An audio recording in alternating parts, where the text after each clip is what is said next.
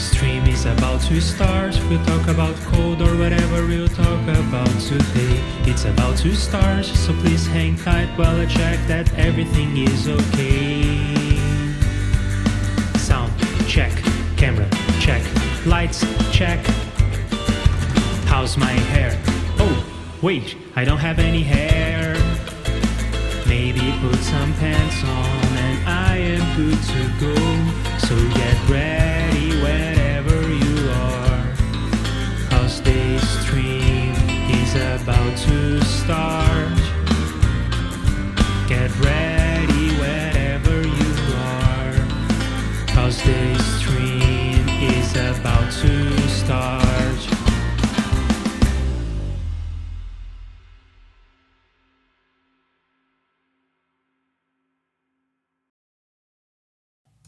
Hello, my name is Leandro Facchinetti, and let's write some code together, shall we?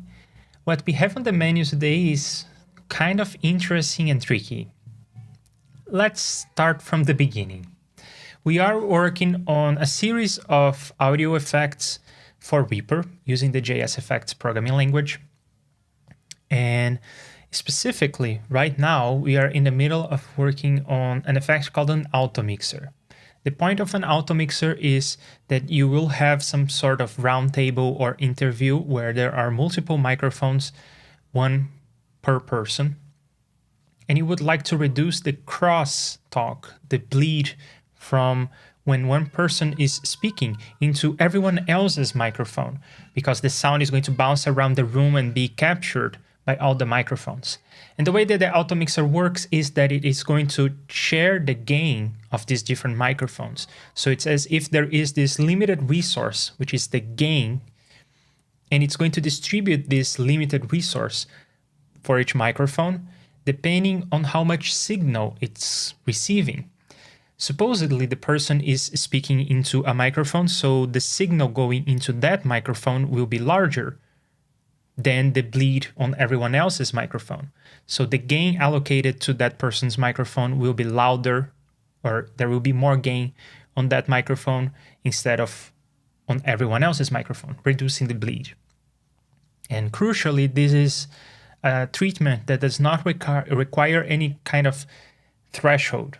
There is no like, when it gets below this level, then we'll do something or the other. So it's unlike a gauge in that aspect, which is crucial for the whole thing to work, because in many situations, one person speaking is quieter than the bleed of someone else speaking being picked up by their microphone, just because people talk in different levels, right? So that's the Automixer in a nutshell. And one thing that I was working on when I started working on the Automixer, and this is already in place on my original Automixer that we are sort of recreating and improving upon now, is this notion of also editing video. So suppose that beyond just having one microphone per person, you also have a camera per person. And you would like to switch between the cameras according to who is speaking. That's what the Automixer for video is all about. And what we are going to work on is an improvement, and it is a different treatment for how this is going to work. So this comes in three parts. And I guess also a preamble, part 0. Part 0 is doing the automixing itself, the audio portion of it. And that's something that is already taken care of. We have already coded this. Then there are three parts. Part 1 is determining who is speaking, which roughly means who is the microphone that has the loudest signal coming through. The second part is smoothing out this information, because the person who is speaking may not be, first of all, easy to determine, because multiple people may be speaking at once, but that doesn't happen always. More importantly is, during the switches between people, when one person stops speaking and another person starts speaking, the problem is in that transition, there will occur some glitches, some flicker, because in that instant, Perhaps for one fraction of a second, person A is louder than for a fraction of a second, person B is louder, and they go back and forth for a fraction of a second, which is enough for you to see the screen flickering because it's switching between the cameras so fast. So that's part 2, smoothing out the data. Part 1 is determining who is speaking. Part 2 is smoothing out this data. Part 3 is acting on this information. So acting on the notion of who is the loudest. And we already started part 1. We already have code to determine who is speaking.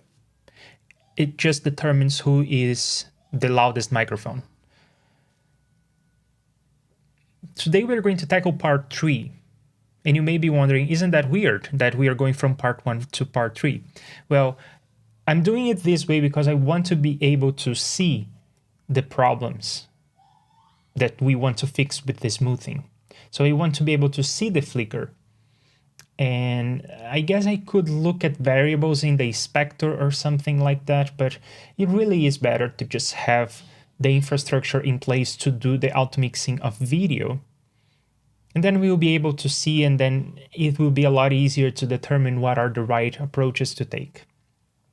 So we are going to skip step 2, go straight to step 3, and then return to step 2. And there are different strategies that I want to use to communicate the person who is speaking.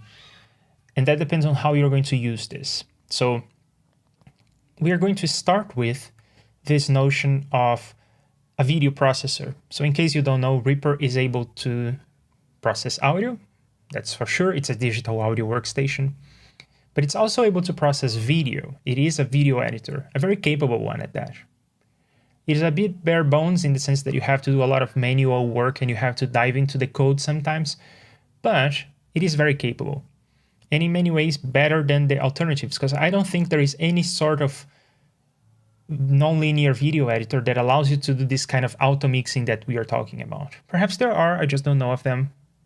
But anyway, REAPER is a good candidate for video editing because of this.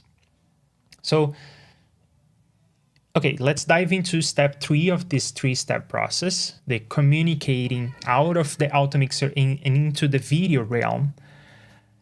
And let's talk about the 2 possible ways of doing this. The first is with REAPER as a video editor. So there are these so-called video processors in REAPER that, as the name implies, will process video. And specifically in this case, we will have the feeds from all the cameras. Remember, this is a post-production kind of setting. You have already recorded everything, then you put everything on the timeline, you sync audio and video for all the cameras, then you fire the Automixer, which is going to determine who is speaking, and it's going to switch between the cameras. It is a camera switcher that is voice activated. So that's one way of doing it. That's the post-production thing, the video editing thing. But there, I also envision a second way of using the Automixer for video for live broadcasts. So the way that this is going to work is we are going to need to get this information out of the Automixer for audio and into OBS. There are other broadcast software. I am going to use OBS because that's the one that I actually use for streaming. Of course, you are watching me being encoded via OBS right now. And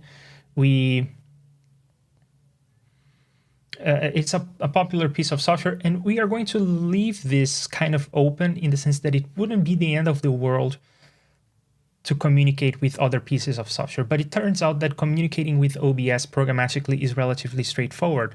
It has been designed that way. There was this extension called OBS WebSockets that in the upcoming OBS 28 will be even a native thing. It comes with OBS. It's no longer an extension. So they really embraced the idea that you are able to control OBS programmatically, and that's what we are going to do. So let's start with the video processor, because that's relatively straightforward, and we'll see how far we can get with that. And maybe we will even start exploring the notion of communicating with OBS. How about that? Okay, so let's dive into the code and I will show you what we currently have.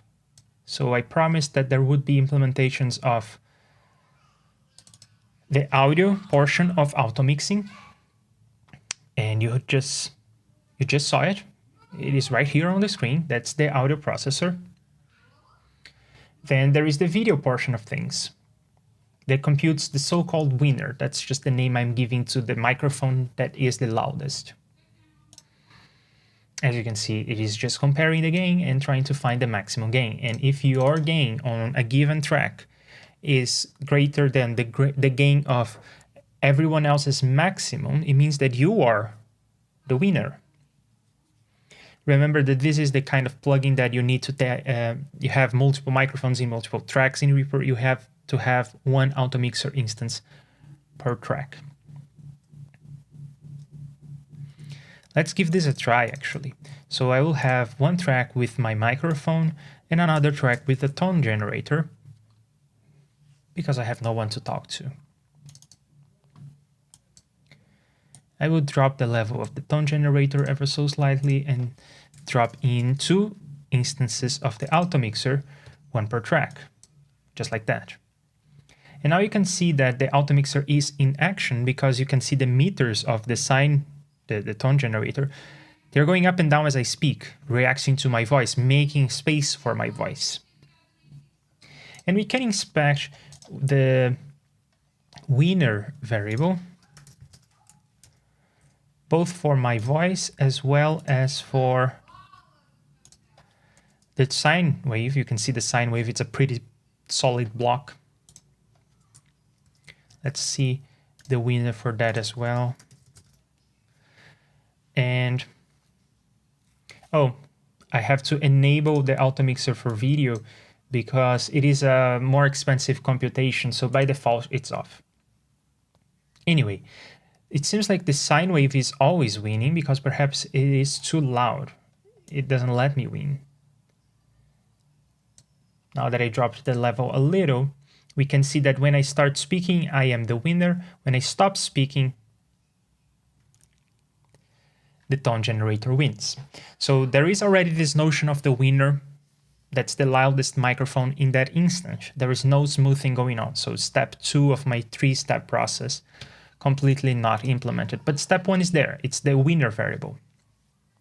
So now we need to take this, the winner, out of a JSFX, out of an audio processor, and into the video processor. They're not the same. Let's first have some sort of arrangement here where we have a couple video tracks to look at. And these need to be pre-recorded video. They must not be live video because Reaper doesn't do live video. You can, incidentally, of course, use the Automixer for audio in a live setting. That's perfectly fine because Reaper can do audio in real time. You can see that it's doing audio in real time, but it doesn't do video in real time. So let's have a track here that is going to have a video processor on it. And I'm probably doing this the long way, but anyway, let's not have a track with a video processor. Let's instead have a MIDI item and drop a video processor on the item, just because it makes more sense to me. I am going to pretend that this is kind of an image, so to speak. So if I turn all of this off and we look at the results of the video processor, it's just not outputting anything. It's just a black screen.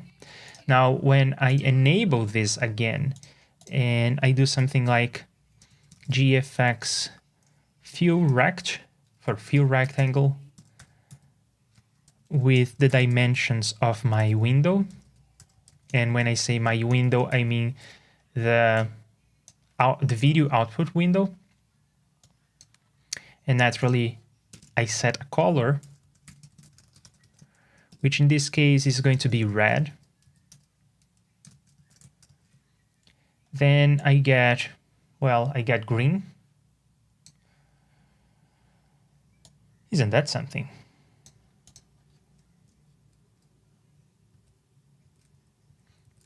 This green is not a color, it is a mistake. It's a when there is nothing on the frame buffer, it shows this. Yikes. Do I need to JSFX split 0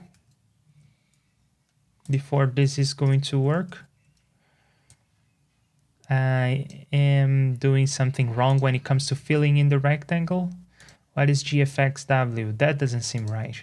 And JSFX-H, that also doesn't seem right. I have the wrong variable names. It's project age and project height. And then I don't need the bleach. There you go. I have a red rectangle. Great. Let's have 2 of these with different colors.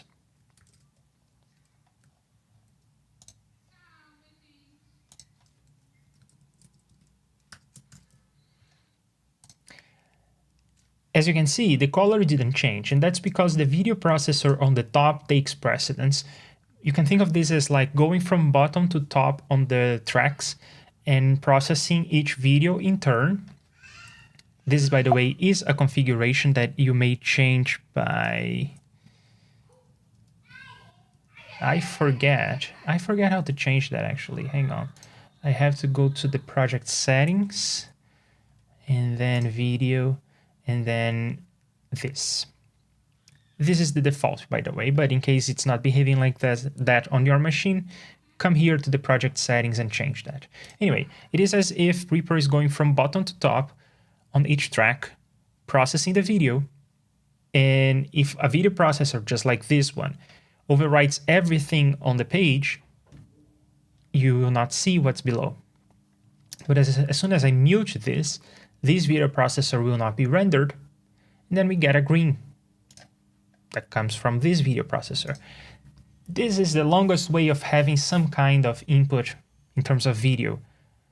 I wish I had just footage or pictures that I could put here, but unfortunately I have no pictures and no photos at all.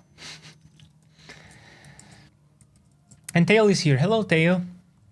I know that you know a whole lot about digital signal processing and you have worked on many audio effects, but have you worked with the video processor in REAPER? It is similar to doing a graphical user interface in JSFX, but it's not quite the same. So I wonder if you have any experience doing that. Anyway, so our job in this Automixer, is the Automixer for video, is to create yet another item here with yet another video processor on it, of course. And then we are going to eventually call this JSFX split function that is weirdly named. The first time I encountered this, I was confused by it. But what it does is simply take one of the inputs from below and render it on the screen. So if I say input 0, for instance, it is going to take the red thing. Let's try to get a red going on here. I have a random color for the track, but it doesn't seem to want to pick red. Oh, come on. Track color set, custom track color, and get me some red, will you?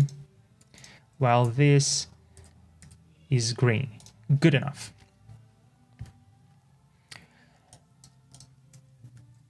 And if I say instead of 0, I say 1, then I get green. So all we have to do in the video processor for the Automixer is we have to pick the right camera. We have to pick the right scene, so to speak. So the Automixer for video will be an effect just like this. It will simply be a JSFX split.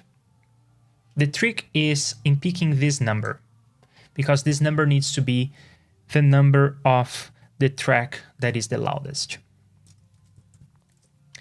Our goal is to take the winner and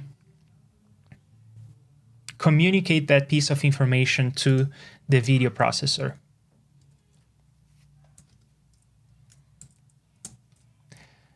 Dale says that he has tested some really simple stuff, but haven't done anything worth mentioning with the video processor. All right.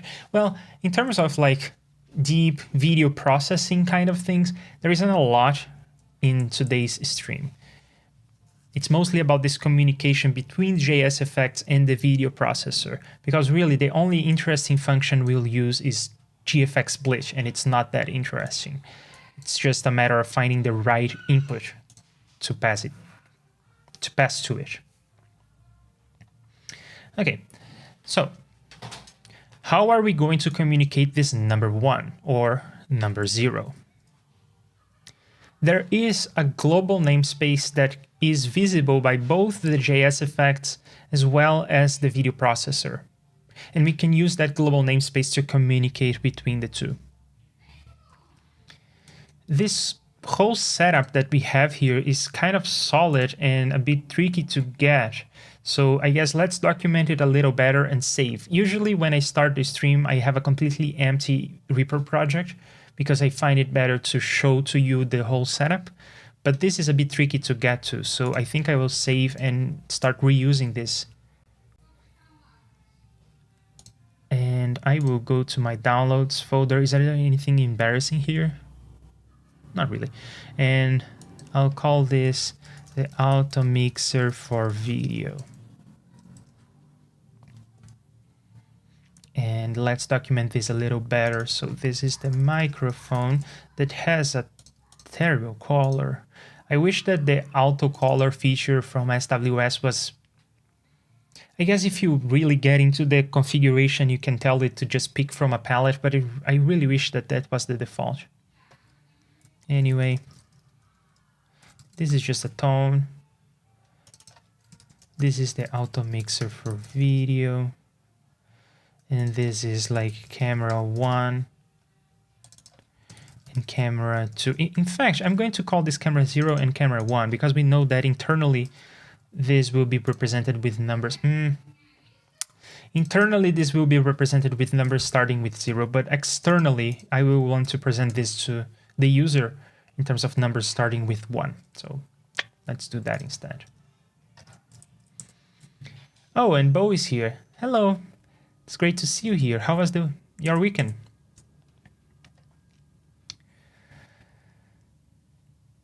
Right, so to begin with, let's try this communication using the global namespace.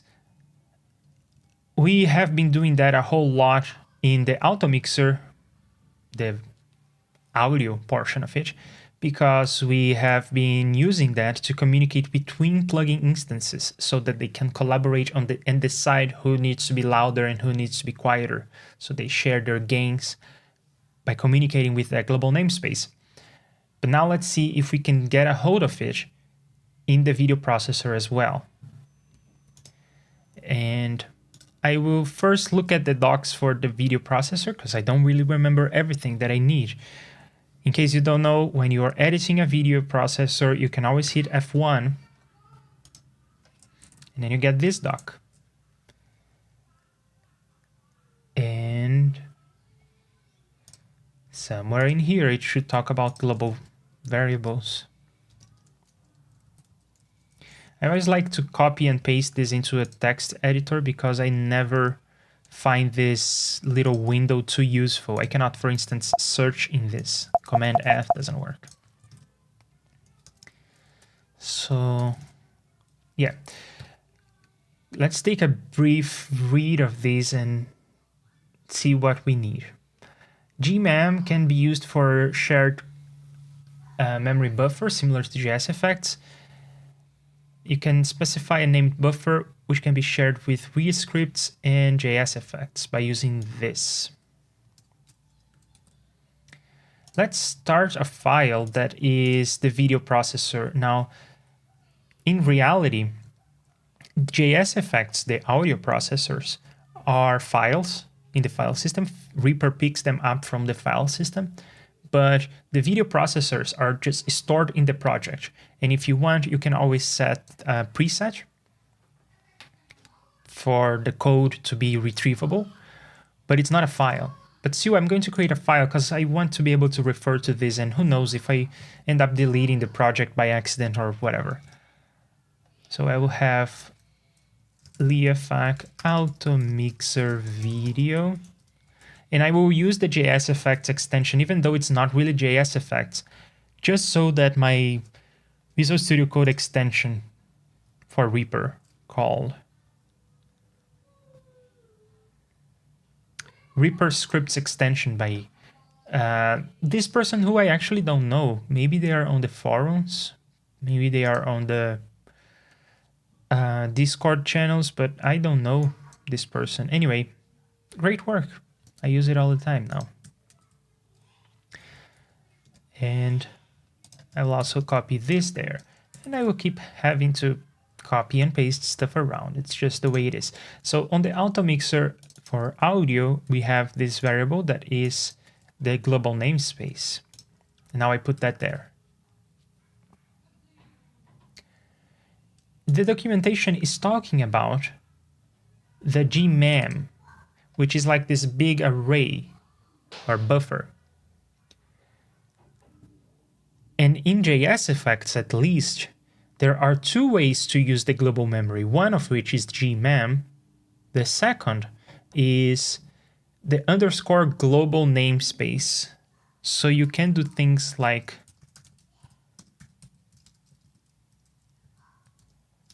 this. So if you have a variable under this namespace, it is also shared by all the instances that have the same namespace.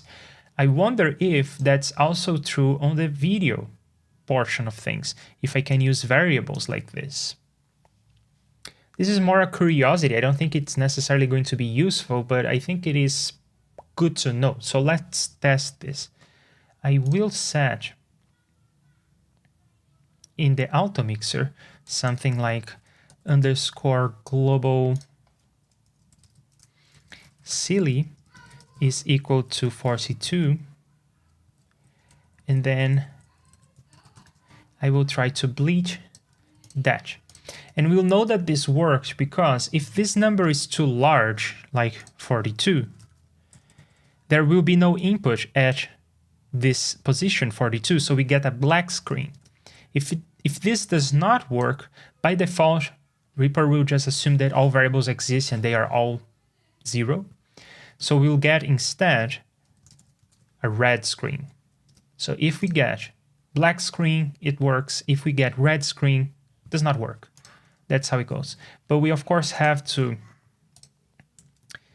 add the plugin to the tracks again, because we changed the audio portion of things. And I don't even have to turn on the video portion actually, because we did this in the init block.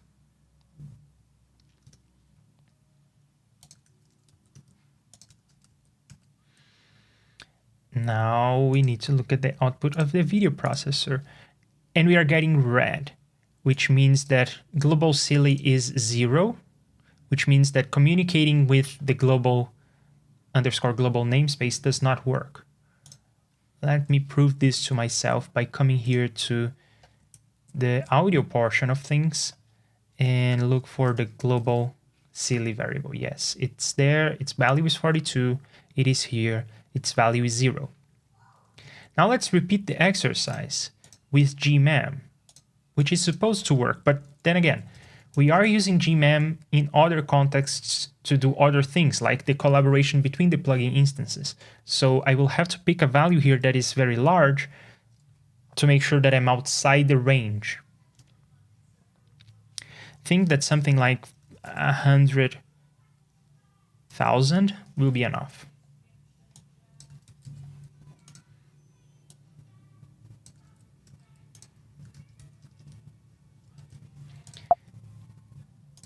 This will drive me nuts because I now have to not only delete and re-add effects on tracks, I also have to copy and paste the code for the video processor. It will drive me crazy.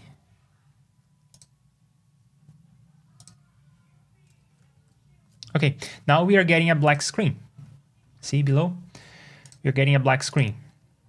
And there is no... Oh, yes, there is a way. I can pick this variable and its value is 42. That's Command K, by the way. Oh, I don't have to say that out loud anymore. You can see it here on the upper right, my keyboard shortcuts show up here. So yeah, its value is 42. So now we are effectively communicating between audio and video processor. Andres is here. Hello, Andres. I hope you're having a nice day. I suggested to Martin that you and him should do a detour and visit. Ah, okay. Has nothing to do with what we are coding, but nice to know that we are making a small community happen here.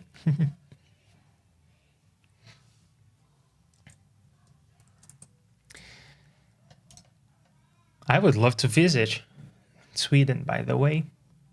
I'm inviting myself now, I guess. And I'm not that far too. I mean, I guess Tale is closer, but still, Portugal is not that far. All right, so let's make something just quality of life thing. I would like for this to look a little better. And the only thing I have to do is put a comment on the first line, if I remember correctly. Well, it's not documented, but it is like this. So Automixer. Then, yeah, much better.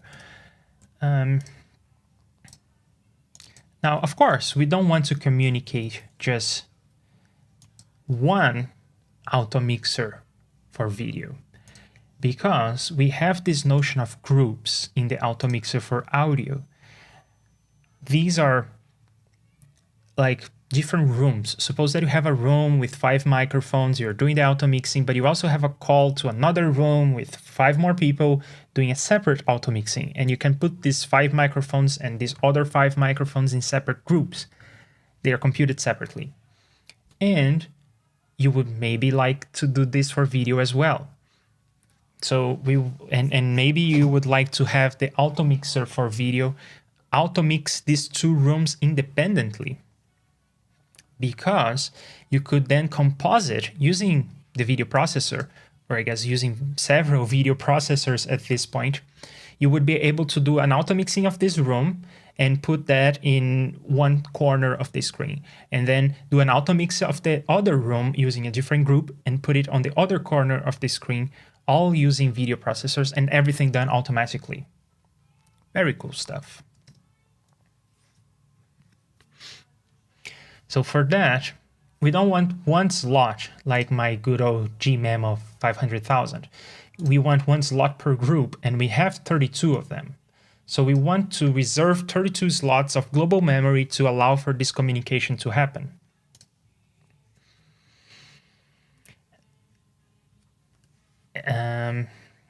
We have here this arrangement of the GMEM, of the global memory.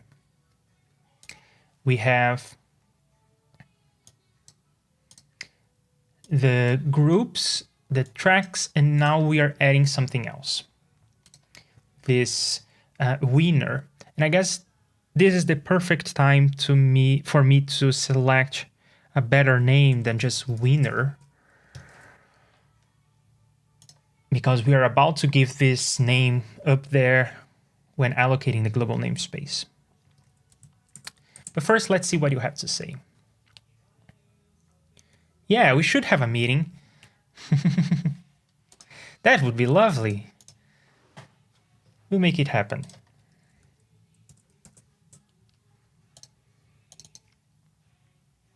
I have never actually met a REAPER user in person.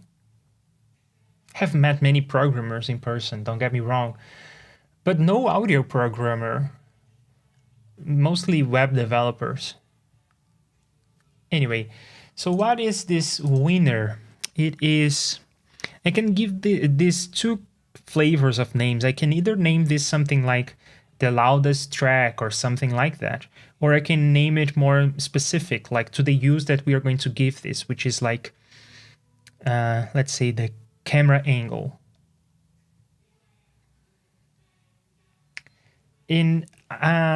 If we go with the more generic name, is there any other use that is relevant for this piece of information? I don't think so. I cannot think of anything. So let's just call this something like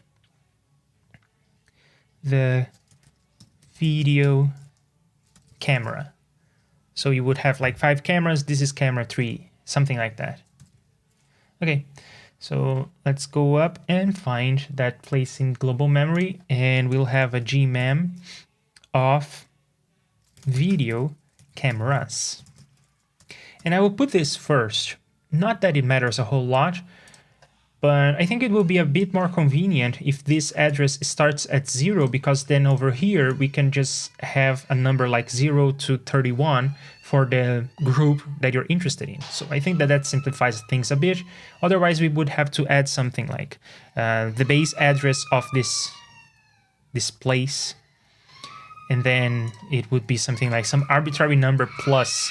So I think it makes sense to have this as the first base address, which means that we need to have 32 here, because we need to allocate 32 cameras for 32 groups, which I guess is just group, right? It's just the number of groups. And then here, I think the best way to go about this is a bit silly to do it like this. It may seem silly at first, but I don't think it is silly. Or I guess it is a bit silly. We will actually improve on this when we have some notion of memory allocation for the global namespace in the library. Yeah, let's write this in a more library-like way.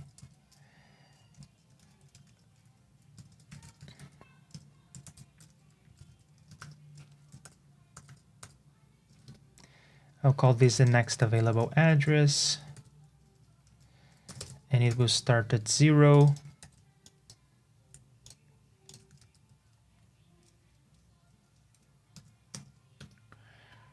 And then we need to add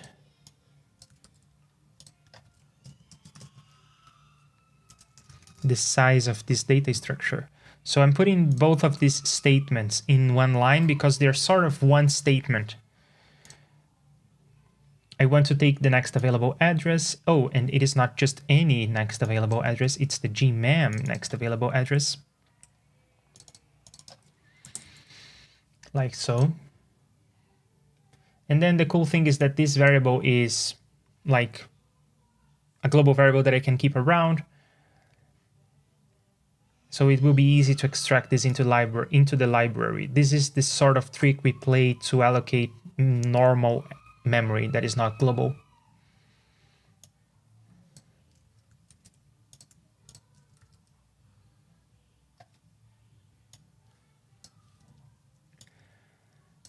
Okay, and this does not look half bad. It's kind of okay. So this is the data structure I am allocating, and this is the space it takes. Then we have these groups. I forget what that was for. What was that for? It is this data structure. Oh, it is a way for me to share.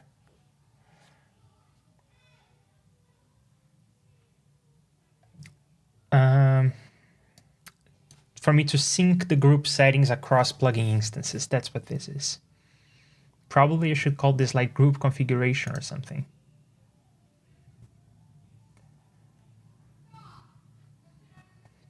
But this does not seem right to me.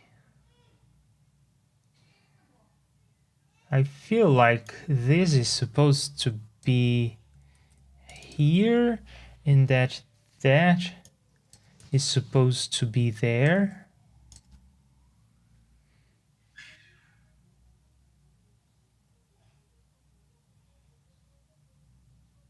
Or actually, no, this doesn't make sense at all, because the tracks are open-ended. I could always keep adding more and more tracks. So I cannot really allocate this memory to begin with. I need to be allocating it as plugin instances come up. Does this look right to me now? Yes, cameras is 0, groups is the number of groups, and tracks is, I guess, the number of groups plus the number of groups times the size of this data structure. Okay, now it looks right to me. Great. I need to do a sanity check here. So I guess I will look at my changes, and I will probably also load the plugin again in Reaper just to see if I didn't break anything by adding this shenanigans to the memory namespace here.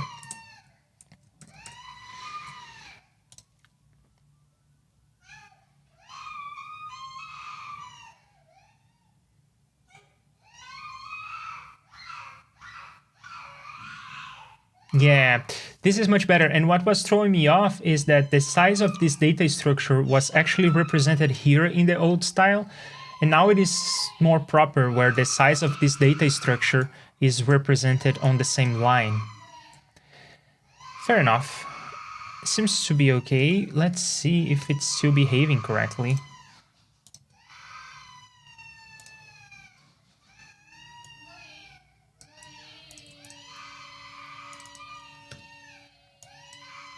And as I speak, it's bouncing down. Seems okay.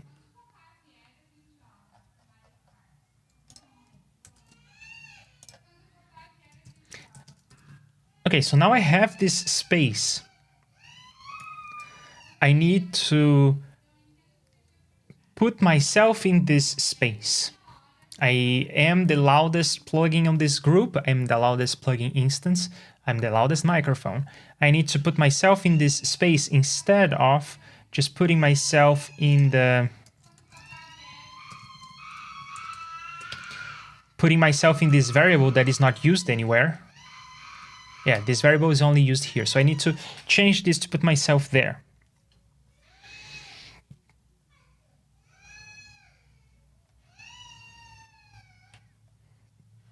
But it is a sort of a tricky proposition that we are talking about here, because when the plugins start, they will allocate to themselves this track, this global track. The problem is that this track is an index into our own data structures that are used for communicating between plugin instances, but it has no connection to the outside world. We have no way of knowing from this Automixer that we are in track 1, and we have no way of knowing that in this Automixer we are in track 2. There's just no information that JSFX is going to give us to resolve this. So instead, I think that what we need to do is ask the user. I thought of this long and hard. I don't think there is any way around it, and it may not be the worst thing, because you may want to have your tracks and your cameras in different orders. Not really realistic. You probably want to have them in the same order, but and maybe even you would have the audio and the video in a single item on the track if you have that sort of recording scenario, which means that this will be a bit of extra work, but it is what it is. So we have this notion here that is a group-wise parameter that is whether the video is on. So note that when I put this video on, the one on the right, so you should be looking at this, the one on the right is going to turn on as well. This is a group-wide notion of this group has video turned on. So what we want to do next is have a way of identifying this instance into the group. And the user will have to jump in and set each one of these manually. It is what it is. So this is all of these settings are group-wise, and all the settings from here on out are specific to this instance. So when I change the RMS window, they both change. But when I change the priority, that priority stays the same. And this is the kind of setting that also is specific to one instance. So I guess I will skip a slider because this has to do with audio and this has to do with video. And this will be like the video track. I want to say current, just because the audio portion does it. And unfortunately, there is no good default for this. I'll just let the default be 0. And I guess in theory, I could try to add to this as instances are coming up. I could try to increment this number, but realistically, if you save the project, close Reaper, reopen, then the plugin instances are not guaranteed to run from left to right. So, I guess at that point the sliders will have already been stored, and that could work. But how can I tell if I am being loaded into a track for the first time or not? Using serialize. That gets complicated. I'll leave myself a to-do and try to alleviate the manual work of setting this variable. Perhaps there is a way, and if we can find an automatic way, even better. But I'm not counting on it. Anyway, this will be one of those drop-down menus. And let's say that we have 32. We know for a fact that you can have as many tracks as you want in the group. It will just support that. It will just work. But we do want to have a nice little drop-down. So let's say that there is a limit of 32 tracks for mixing for video. But you could always just jump in here and put 32 more and everything will just work, hopefully. So this is the video track. Let's load the plugins again.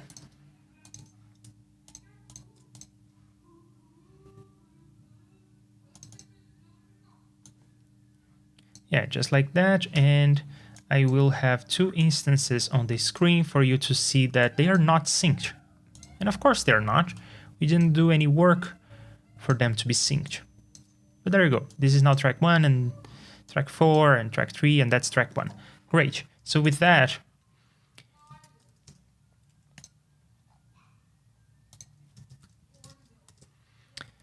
let's take this variable, find the place where we are setting the winner,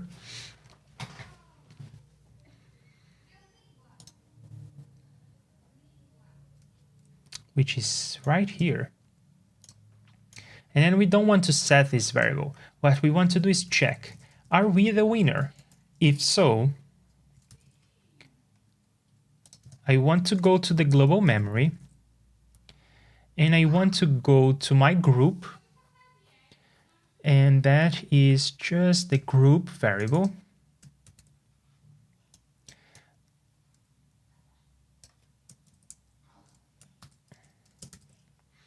And naturally, I want to do that in the base address, which we know to be 0, but I'm going to be explicit about it. And that is my video cameras.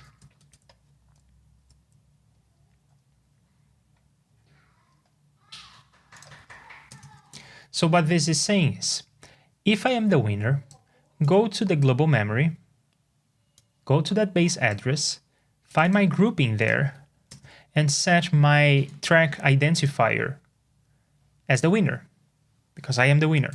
There you go. That's what this is saying. So now we are changing the global memory, which we can then read from the video processor. So we are going to change this into, I guess, a knob. In this case, we don't have a drop-down, but we can always have a knob, or knobs are kind of hard to deal with here. So maybe let's just have a number.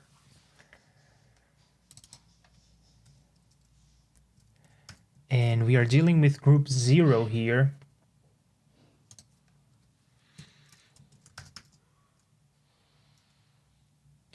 You know what could be kind of cute? It could be kind of cute.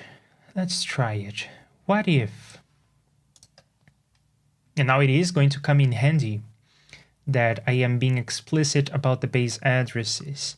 Because it could be kind of cute if I started in base address 1, because that means that what we internally call group 0, but externally we call group 1, that will land in gmem 1. So we can say just put your group number here. Yes, we are wasting one space of the global memory, but you can just put your group there, your group number there, and it will just work. Kind of cool. Let's see if it actually works. So 2 Automixers enabled for video. Oh, the video track option should only appear if you are in video mode. Let's go ahead and do that. In my slider section, if my previous group is equal to my current group,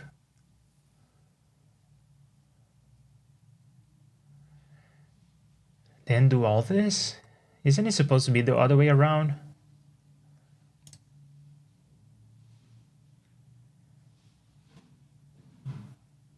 Well, whatever. I want to slider show the slider with this name only if video, because video is a boolean, am I right? Only if video on.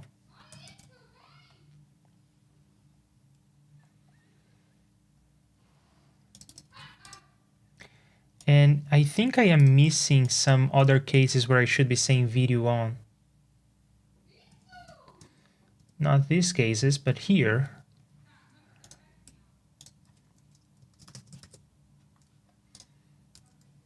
And there. And again, I am being explicit here more than I need to because video is already a boolean, so I'm checking against something kind of trivial. But in the future, if I decide to flip the two so that on becomes the first option, then being explicit will pay off. And we just learned how being explicit pays off because of this trick of putting the next available address equals to 1 here. Very nice trick, I think. Okay, let me double check this situation that we have here, and I think we are missing something. And that is, if you're syncing this parameter with the global syncing of parameters, then we are missing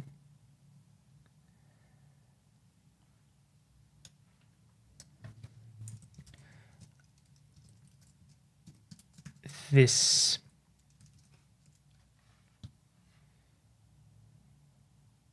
and it should not be just that. It should be video equals to video on. Am I allowed to use slider show from this block section? Not sure. We are about to find out.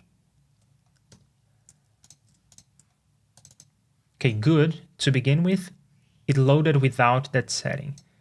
Good. When I turn it on, it enables or shows that setting. Now let's see if we have two instances, if they sync correctly.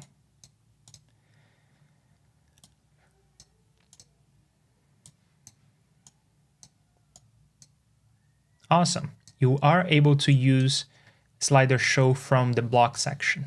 You live, you learn. And these are settings that are specific to the different instances. Awesome, even better. So now we have video track 1, video track 2. They're both on group 1, and I go and add my Automixer and specifically track 1.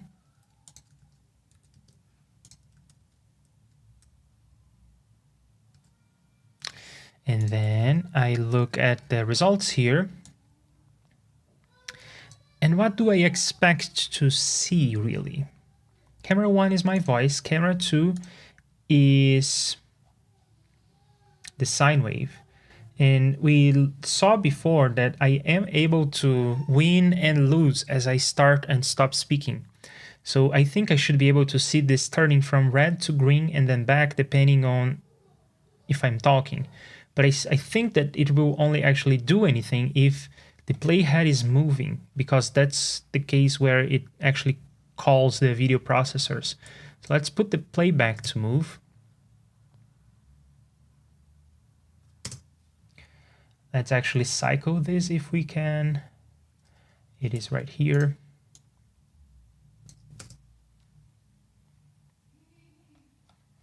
And that looks right. Green means sine wave and red means my voice. So there you go.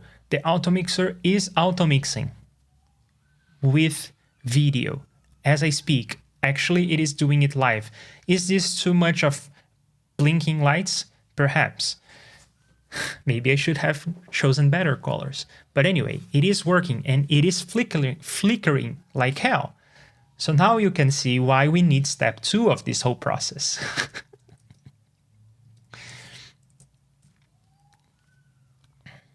Ben is here. Hello, Ben. Great to see you here. And voice control. Yeah, it is.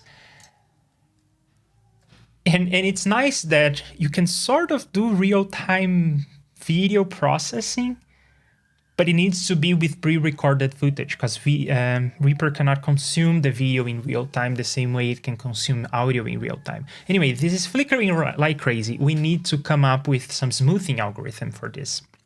We don't want to see the blinking green back to red kind of thing happening. Okay, that's cool. I think we are going to wrap up this for today. Tomorrow, we may look into the OBS integration or we may look into the smoothing. I don't know. Let me know if you have a preference and I may pursue your preference. For the time being, thank you, Dale and Ben and Bo and Andres for joining me on this session. I hope you enjoyed this. I certainly did. And it's great to have you here. So make sure to tune in tomorrow for more of the Automixer. And thank you to everyone else who's watching this, even if you're not active on the chat. I still appreciate it. Have a good one. See you tomorrow. Get into your scooters and scoot around town. That's what I want you to do, because that's what I'm doing. Thank you for watching the stream. You know how great it has been. Or maybe it sucked, and I am glad that you stuck with me. And soon we'll all be back together for some more coding or talking or chilling. The next time I'll be streaming.